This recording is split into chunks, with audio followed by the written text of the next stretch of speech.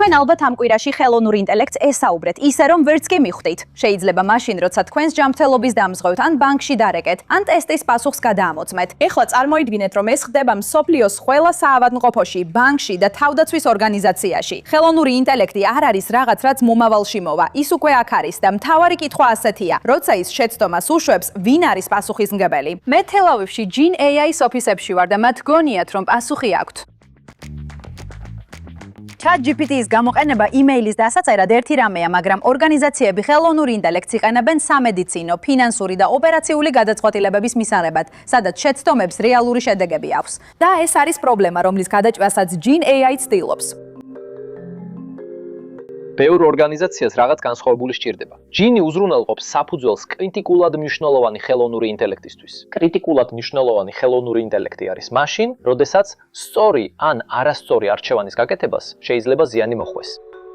Gen არ ქმნის ხელოვნურ ინტელექტს. ის აშენებს მის გარშემო დაცვის მექანიზმებს, რათა უზრუნველყოს, რომ ხელოვნური ინტელექტი იყოს ზუსტი, ანგარიშვალდებული და საკმარისად უსაფრთხო, მნიშვნელოვანი გადაწყვეტილებებისთვის. გადავინაცვლოთ 12 თვით წინ, ჩვენ გვექნება 1000-ობით პოტენციური ხელოვნური ინტელექტის გადაწყვეტა და აგენტი, რომლებიც იმუშავებ. 10000, 20000, შეიძლება 50000 თანამშრომელი ყოველდღიურად გამოიყენებს ხელოვნურ ინტელექტს. მათ აქვთ ერთმანეთისგან მოწყვეტილი ხელოვნური ინტელექტის სისტემები, რომლებიც უკონტროლოდ მუშაობენ. რამდენი ღირს ეს? ვინ არის პასუხისმგებელი? თუ რამე არასწორად თუ არ გაქვთ კორპორაციული დონის ხელოვნური ინტელექტის საფუძველი, ფართო მასშტაბზე ის პატარა ინსტრუმენტები იშლება. და ეს უკვე ხდება ორგანიზაციებში, სადაც უმეტეს ადამიანს გონია, რომ ყველაფერი კონტროლის ქვეშ აქვთ. თანამშრომლები იყენებენ AI ინსტრუმენტებს, ზოგჯერ ათეულობით სხვადასხვა ინსტრუმენტს ყოველგვარი კონტროლის გარეშე. ბუძნობიარე მონაცემები, პაციენტების ჩანაწერები, ფინანსური ინფორმაცია, ყველაფერი შეჰყავთ სისტემებში, რომელთა შესახებაც არც ერთ ხელმძღვანელს არ მიუწია ნებართვა და არც კი იცის. უმეტეს ადამიანს წარმოდგენაც არ აქვს, რამდენად დაუცველია პირად და პროფესიულ დონეზე.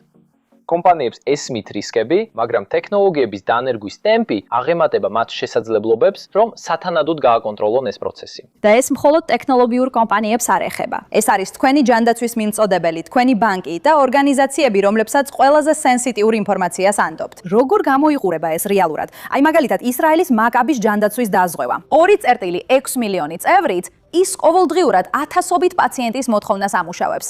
სულ ცოტა ხნის წინ ამ შემთხვევებიდან ბევრს ხელით ამოწმებდნენ, სანამ საქმეში Gen AI ჩაერთვებოდა. ჩვენ ავტომატურად ვამუშავებთ მრავალ სამედიცინო ჩანაწერს, დოკუმენტს, დამტკიცებას, სატელეფონო ზარების ტრანსკრიფციას. ჩვენ რეალურად ვქმნით საქმის მოკლე შეჯამებას ან სამედიცინო შეჯამებას. ჩვენ ვაანალიზებთ უფლებებს და ვთავაზობთ ყველაზე და მართებულ შემდეგ ნაბიჯებს. შედეგი ექიმს წარედგინება ძალიან მოსახერხებელ აპლიკაციაში. წარმოიდგინეთ, საშუალო დამუშავების დრო რომ 30 წუთიდან 3 წუთამდე შემცირდეს. ხელოვნური ინტელექტი აჩქარებს პროცესს, მაგრამ საბოლოო გადაწყვეტილებას მაინც ადამიანი იღებს. და ეს მოდელია ჯანდაცვის, ფინანსებისა და თავდაცვის სფეროებში. თქვენ თავდაცვის სფეროში მუშაობთ. და დაზვერვის კლიენტებთან, რომელთა სახელებსაც აქ ვერც კი დავასახელებთ.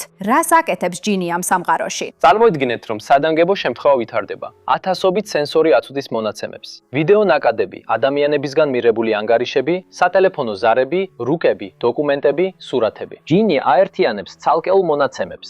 ის აანალიზებს უზარმაზარ რაოდენობას მონაცემებსა და ინფორმაციას. მას შეუძლია გამოკვეთილი კანონზომიერებების ამოცნობა ბევრად ადრე, ვიდრე ადამიანები შეძლებენ ამის დანახვას. თავდაცვის სფეროში გამოწვევა მხოლოდ სიზუსტე არ არის, ეს არის უსაფრთხოება. ყოველი ხელოვნური ინტელექტის მოთხოვნა, რომელიც ორგანიზაციის გარეთ იგზავნება, ნიშნავს იმას, რომ მონაცემები ტოვებს შენობას. სამხედრო და სადაზვერო საქმიანობაში ეს სერიოზული რისკია. და სწორედ ამიტომ Gen-ის ყველაზე სენსიტიური სისტემები სრულად მუშაობს კლიენტის საკუთარ ქსელში. ინტერნეტი არ არის, გარე სერვერები არ გამოიყენება, არაფერი ტოვებს შენობას.